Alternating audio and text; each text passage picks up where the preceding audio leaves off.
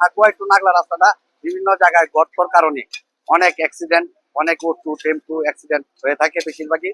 কিছুদিন পূর্বে এই রাস্তা দিয়ে আরেকটি রাস্তা উদ্বোধন করার সময় নবনির্বাচিত এমপি সাহেব জনাব সালমান রুবেল সাহেব কিছুদিন আগে একটা বিলডুরা বাজারে রাস্তা উদ্বোধন করেন। সেই সুবাদে যাওয়ার সময় তার চোখে পড়ে।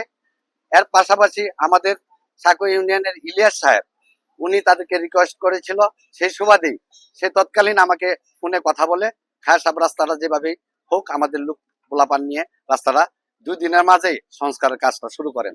তো আমি যথারীতি আমি রাস্তার কাজ ধরেছি। আমি সাকুয়াই টু নাগলা পর্যন্ত যে গর্তগুলো আছে সমস্ত রাস্তার কাজটাই আমরা ইতিমধ্যে কাজ শুরু করেছি। 2 থেকে 4 দিন বা 7 দিন, যে কয়দিন সময় লাগে আমরা শেষ করব।